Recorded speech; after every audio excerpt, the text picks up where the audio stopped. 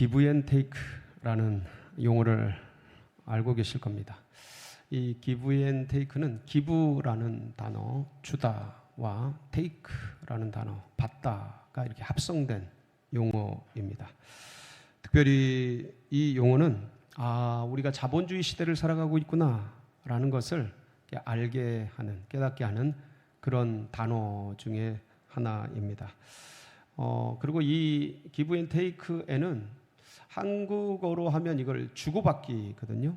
주고받기라는 단어 이면에 숨겨진 뜻이 있습니다. 그건 뭐냐면 받은 만큼 주고 준 만큼 받는다 라는 그런 의미가 녹아져 있습니다. 여기는 대가에 대한 계산적인 그런 언어이고요. 그리고 사실은 어떤 것도 공짜가 없다, 어떤 것이든 대가 지불을 해야 된다라는 의미도 이 단어에서 찾아볼 수가 있습니다. 굉장히 그냥 단어 자체는 오피셜하고 또 계산적일 수 있고 그러한 단어이지만 이 시대를 살아가는 우리들에게는 굉장히 익숙하고 그리고 보편적인 그런 언어이기 때문에 어떤 면에서는 준 만큼 받고 받은 만큼 주는 게 상호 관계에 있어서 굉장히 깔끔한, 뭔가 뒤에 남기지 않고 정리가 되는 합리적인 그런 관계, 합리적인 생활이라고 할 수도 있겠습니다. 그래서 기브 앤 테이크뿐만 아니라 더치페이, 이런 어떤 비즈니스 마인드가 풍미하고 있고 지금 이 시대를 관통하고 있다고 보면 되겠습니다. 이게 자본주의죠. 그리고 대한민국은 이런 자본주의의 최첨단에 서 있는 그런 나라이기도 합니다. 현대 시대를 살아가고 있는 우리들. 그런데 이제 오늘 말씀을 보면 이런 사회 속에서는 좀 낯선, 어떤 면에는 좀 반하는, 잘 맞지 않는 그런 생소한 용어가, 문장이 등장을 합니다. 8절에 보면 뭐라고 되어 있냐면 거저 받았으니 거저 주라. 주님께서 제자들에게 이제 하신 말씀인데 뭔가를 거저 받았다라는 거죠. 근데 그 받은 것을 거저 주라는 겁니다. 주님께서 제자들에게 거저 주신 것이 무엇일까요? 오늘은 이제 그런 부분을 같이 말씀을 통해서 의미를 상고하면서 찾아보려고 합니다.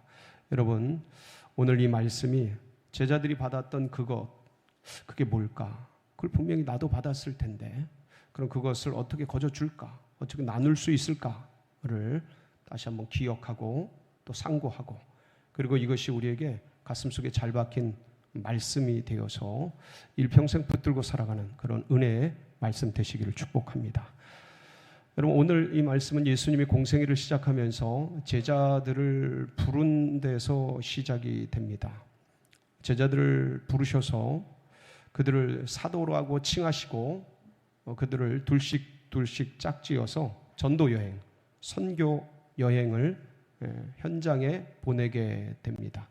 그때 주님께서 그들에게 당부의 말씀, 교훈의 말씀을 드리는 내용이 오늘 본문의 말씀입니다. 그때 우리가 읽지는 않았는데, 봉독하지는 않았는데 10장 1절에 보면 예수님께서 제자들을 부르시고 그들에게 주시는 능력들이 기록이 되어 있습니다. 10장 1절 어떤 말씀인지 한번 보실까요? 시작. 예수께서 그의 12 제자를 부르사 더러운 귀신을 쫓아내며 모든 병과 모든 약한 것을 고치는 권능을 주시니라. 자, 예수님이 12 제자를 뭐 하시고요?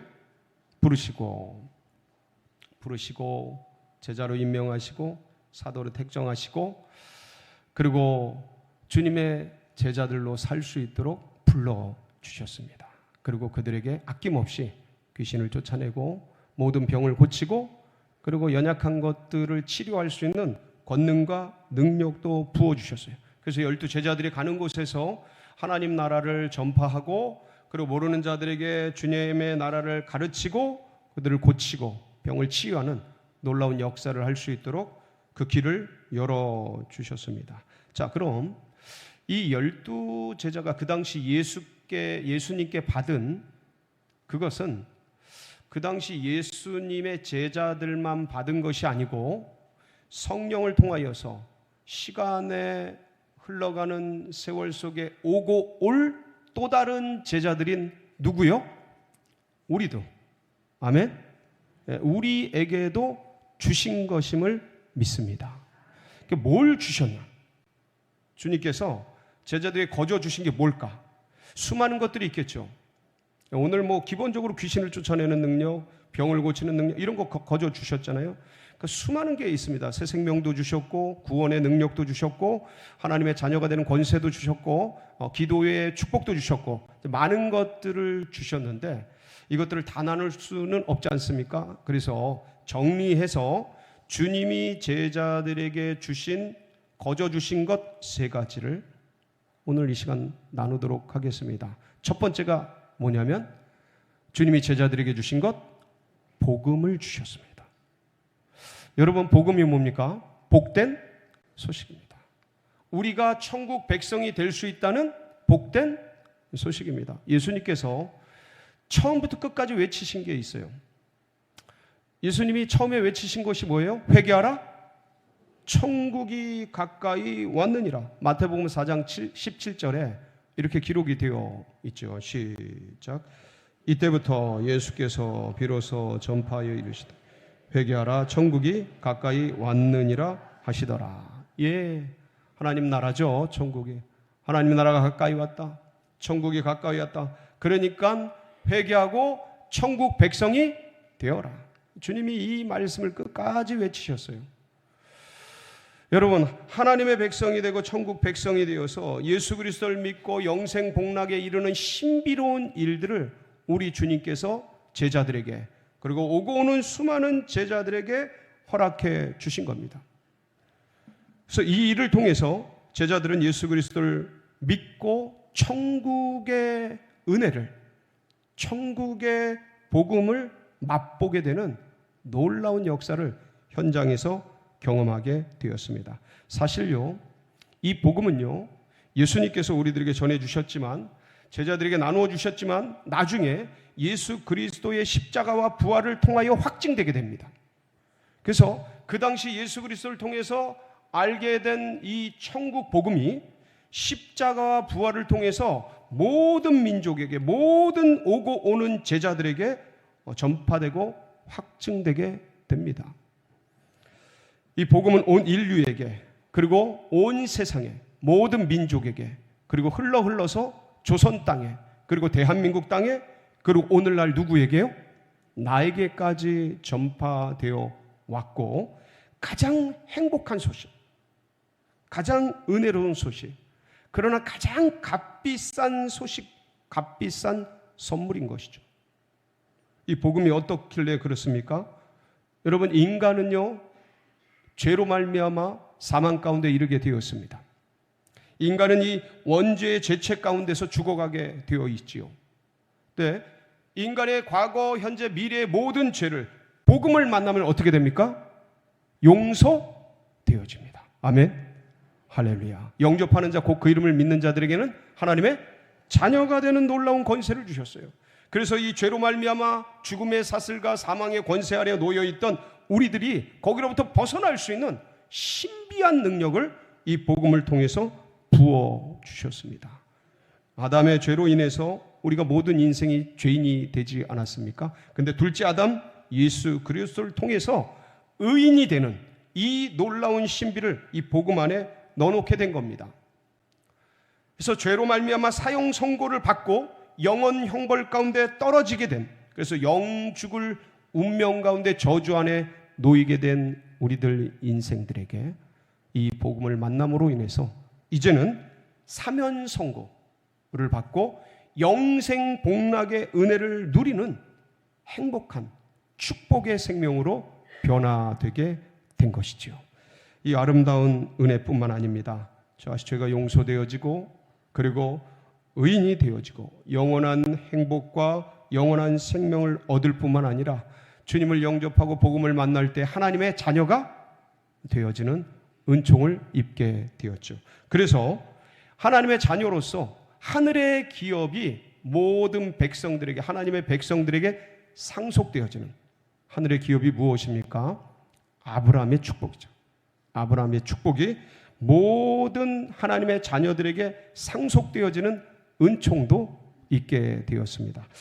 여러분, 이 아브라함의 축복이 어떻게 이방인들에게 전달되는지를 갈라디아서 3장 14절에는 이렇게 기록을 하고 있습니다. 같이 한번 보실까요? 갈라디아서 3장 14절 시작. 이는 그리스도 예수 안에서 아브라함의 복이 이방인에게 미치게 하고 또 우리로 하여금 믿음으로 말미암아 성령의 약속을 받게 하려 함이라. 여러분, 아브라함의 복이 예수 안에서 누구에게 미쳐요? 이방인에게. 그 이방인들이 누구예요? 바로 우리들이죠. 예, 바로 우리들. 그러니까 하나님의 자녀가 된 우리들에게, 이방인들에게 아브라함의 축복이 그리스도 예수 안에서 이양되는 거예요. 흘러오게 되는 겁니다. 여러분, 아브라함이 받았던 축복이 어떤 것이죠? 그 축복이 창세기 12장 1절에서 3절에 기록이 되어 있습니다. 한번 보실까요? 같이 보시겠습니다. 시작. 여호와께서 아브라함에게 이르시되 너는 너의 고향과 친척과 아버지의 집을 떠나 내가 내게 보여줄 땅으로 가라. 내가 너로 큰 민족을 이루고 내게 복을 주어 내 이름을 창대하게 하리니 너는 복이 될지라. 너를 축복하는 자에게는 내가 복을 내리고 너를 저주하는 자에게는 내가 저주하리니 땅의 모든 족속이 너로 말미암아 복을 얻을 것이라 하신지라. 이 놀라운 축복이죠. 너무나 많은 것이죠. 이걸 정리해 보면 아브라함이 믿음의 조상이 되지 않습니까? 그렇죠? 우리가 육적으로는 글쎄요, 이런 것들이 어떻게 될지는 각자 처지가 다른데 영적으로 보면 우리가 누군가의 조상이 된다. 이 복음을 나누고 은혜를 나눠서 누군가의 조상이 되고 신앙의 뿌리가 되어지는 놀라운 축복을 아브라함의 축복 속에 넣어두셨습니다. 그리고 자녀들에게 이 유산이 흘러가도록 자손 만대 가운데 이 신앙이 흘러가서 명문 가문, 명문 가정이 세워지도록 하는 은혜까지 하나님께서 이 아브라함의 축복 가운데 넣어두셨죠. 그리고 뭐가 된다 그래요? 축복의 통로가 되어져요. 축복의 근원이 되어져요. 뿐만 아닙니다. 여러분 이름이 창대되어지고 하늘에 별처럼 빛나는 은혜를 우리 하나님께서 복음을 만남으로 이 은혜를 다 부어주시는 거예요. 그 은혜를 여러분 마음껏 누리시기 바랍니다. 하나님의 자녀된 권세를 가진 사람들은 이 복음을 마음껏 누릴 수가 있는 것이죠. 근데 이걸 어떻게 주셨다고요? 주님께서 제자들에게 거저 주신 거예요. 그 복을 우리들에게도 거저 주신 거 맞습니까? 아멘, 할렐루야. 여러분 이 복음을 마음껏 누리시는 우리 모든 성도님들이 되시기를 축복합니다.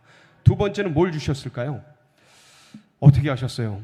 주보 보셨군요. 예, 주님께서요 성령을 주셨어요. 성령을 거저 주셨어요. 예수 믿고 복음을 알아도요 제자들을 한번 기억해 보세요.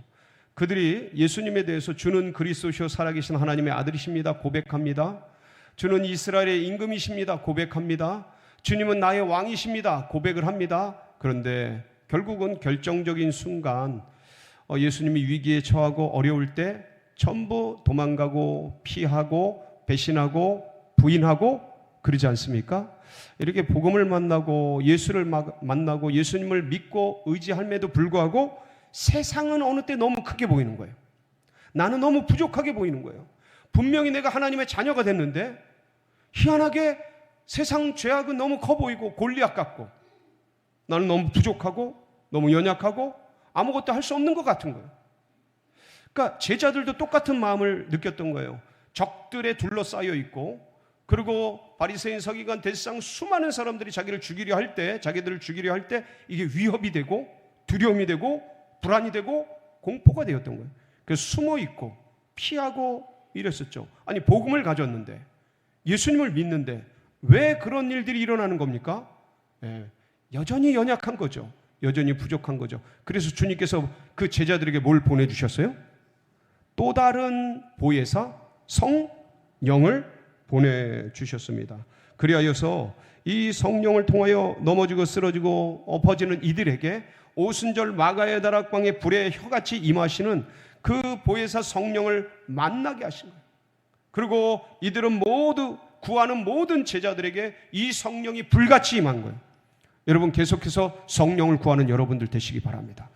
왜 내가 주님을 믿는데도 분명히 복음을 가졌잖아요. 예수님을 영접했잖아요. 지금까지 10년, 20년 예수의 도를 닦아왔잖아요. 근데도 왜 넘어질까? 왜 쓰러질까? 왜 두려울까? 왜 불안할까?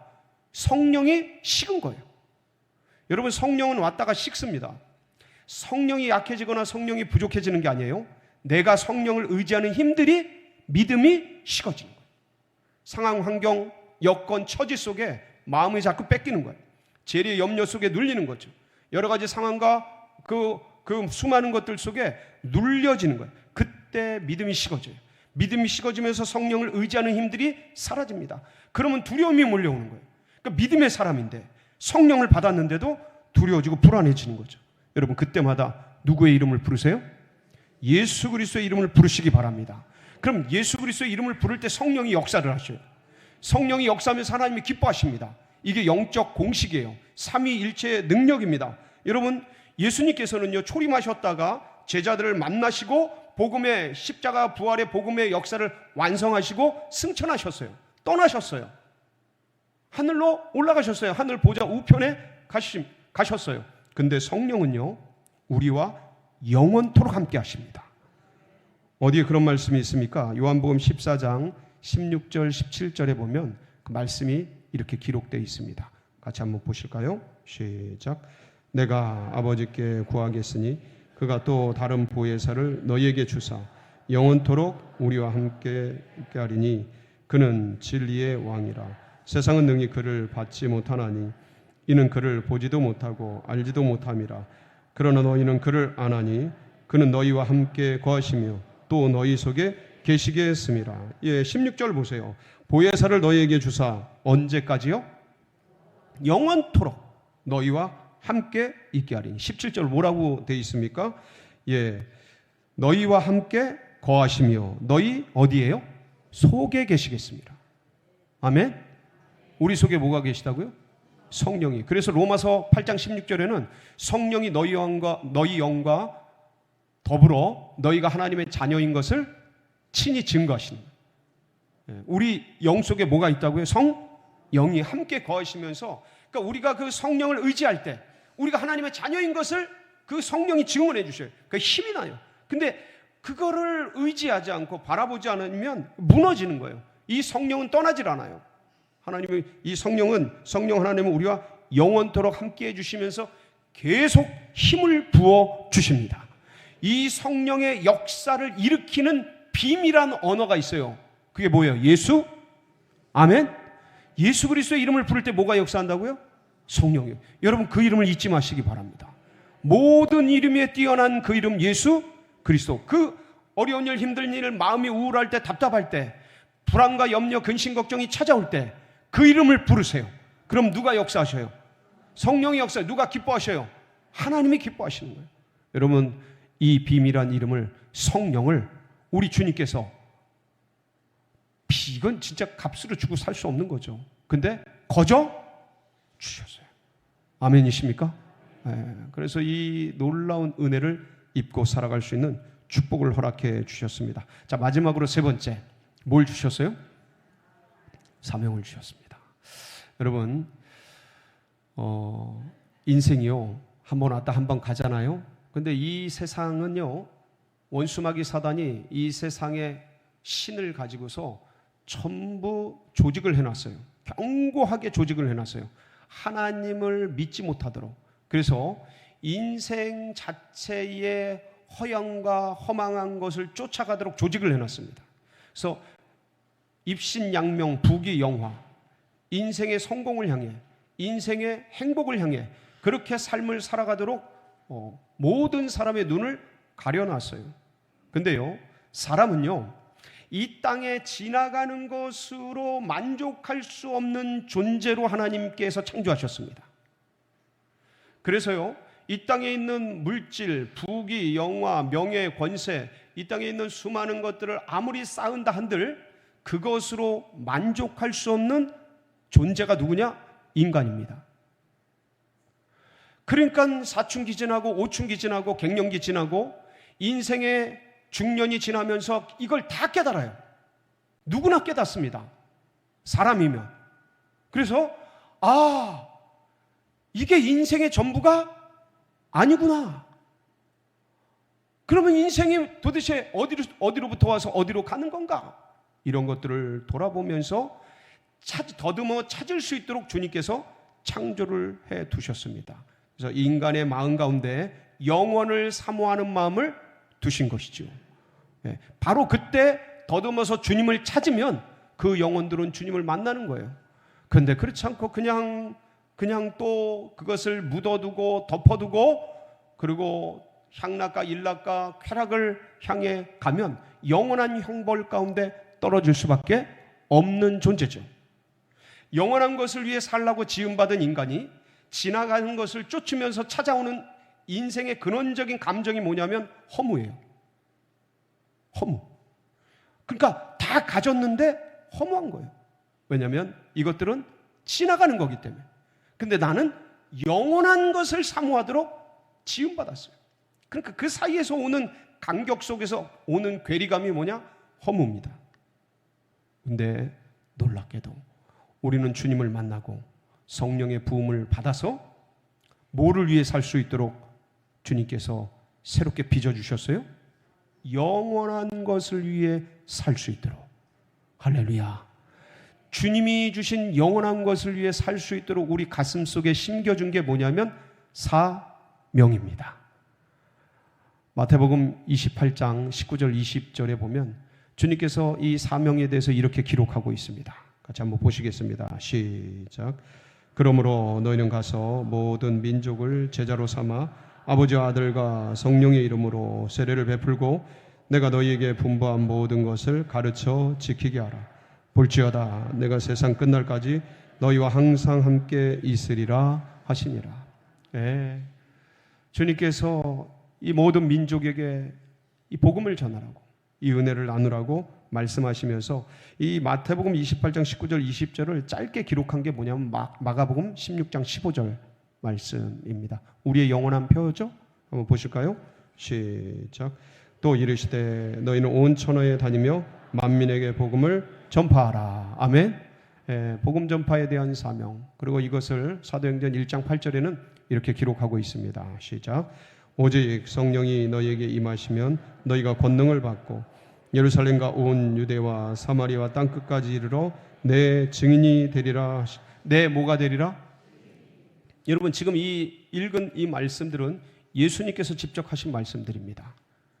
한결같은 말씀이에요. 그러니까 우리 구원받고 성령 받은 제자들에게 지금 뭐라고 말씀하시는 거예요? 증인이 되라. 이 증인은 어떤 것에 대한 증인입니까? 복음, 주님 예수 그리스도에 대한 증인을 말씀하고 있습니다. 그러니까 이걸 가지고 살아가는 삶, 이게 사명자입니다. 그러니까 이 세상에 지나가는 것을 위해 사는 것이 아니고 영원한 것을 향해, 영원한 주님을 향해, 영원한 복음을 향해 살아갈 수 있는 길을 열어주신 것. 여러분 이게 얼마나 은혜로운 건지 모르겠어요. 이걸 거저주셨어요. 이 사명을 가지고 살아갈 수 있도록 거저주셨어요. 누구에게 거저주셨습니까? 우리에게 거저주셨습니다. 근데 이 사명이 쉬워요? 어려워요? 사명이 만만치가 않아요. 알긴 아는데 마음은 원이로되 육신이 연약해요. 부족해요. 모자라요. 그래서 여러분 우리 교회에서 친절하게 이번 주 토요일 이런 사명을 잘 감당할 수 있도록 저희 교회에서 정상용 목사님이라는 아주 전도에 있어서 이 시대에 탁월한 그런 강사님을 모시고 토요일날, 이번 주 토요일날 오전 10시부터 3시까지 각양 방법에 이 사명을 수행할 수 있는 방법론들을 쉽게 알려줍니다. 어떤 분들 그래요. 목사님 저는 내성적이라, 목사님 저는 말을 잘 못해서. 걱정하지 마세요. 그래서 그런 모든 분들이 쉽게 주님의 사명을 감당할 수 있도록 내게 맞는 스타일로 전도를 할 수 있고 선교를 할 수 있도록 이분께서 하나하나 설명을 해주시는 시간을 마련했습니다. 여러분 오고 싶어요? 오고 싶어요? 네, 그렇죠? 오고 싶으시죠? 네, 그래서 꼭 오셔서 여러분 이 사명을 감당하는 기쁨이 있길 바라고, 혹시 행여나 더 깊은 세계로 좀 나아가고 싶은 분들은 어제 JDTS 43기가 개강을 했습니다. 근데 많은 분들이 오셨어요. 여러분들을 위해서, 혹시 아직 결정을 못하신 분들을 위해서 이번 주까지 제자 훈련 받을 수 있도록 열어두기로 했습니다. 그러니까 아직 JDTS를 못했다. 여러분 JDTS 표어가 뭐죠? 예수 그리스도, 그를 알리고, 그를 알고 그를 알리자. 아멘. 예, 그 하나님이 예수 그리스도입니다. 성자 하나님. 그래서 예수 그리스도, 그를 알고 그를 알리자. 그래서 그를 알고 알리는 방법을 DTS를 통해서 오랜 시간 동안 잘 훈련을 할 수 있으니까, 혹시 아직 못 받으신 분들은 꼭 오셔서 훈련에 동참해 주시기를 바랍니다. 자, 이렇게 세 가지를, 복음을 주셨어요, 성령을 주셨어요, 사명을 주셨어요. 이거를 무료로 주셨어요. 왜 무료로 주셨습니까? 제가 두 가지를 기록해 놨죠. 하나는 왜 그러냐면, 인간이 죄값을 받으면 다 죽기 때문에 그래요. 한 사람도 살 수가 없어요. 죄값을 치르면 모두가 죽어야 하기 때문에 무료로 주셨어요. 또 하나는 뭐냐면, 인간은 누군가의 죄를 대신할 수 있는 자격과 능력이 없어서 그래요. 이게 무슨 말씀이냐면, 예를 들어서 A라는 사람이 죄가 없다고 하겠습니다. 죄 없이 태어났다고 예를 들겠습니다. 그렇다고 이 사람이 B라는 사람의 죄를 대신해 줄 수 없어요. 고난도 각자 각자고요, 축복도 각자 각자고요, 죄도 각자 각자고, 구원도 각자 각자입니다. 그래서 내가 아무리 죄가 없다고 해도 옆에 있는 B를 위해서 내가 이 죄를 대신 짐질 수 있는 자격이 없어요. 왜냐하면 피조물이기 때문에, 같은 피조물이기 때문에. 그래서 창조주이시고 구원주이시며 심판주이신 그분이 육신의 몸을 입고 죄 없는 몸으로 이 땅에 오셔서 우리의 모든 죄를 짊어지시고, 창조주이시기 때문에, 책임자이시기 때문에 이 일들을 할 수 있으셨던 거예요. 그리고 모든 것을 완성하시고 우리에겐 그거를 거저 주셨던 겁니다. 받았으니, 거저 받았으니 거저 나누어 주시기를 축복합니다. 거저 받은 거 나누지 않으면 어떻게 될까요? 썩어요. 상해요. 흘려보내서 많은 사람들에게 흘려보내고 하나님을 기쁘시게 하는 우리 모든 성도님들이 되시기를 주의 이름으로 축복합니다.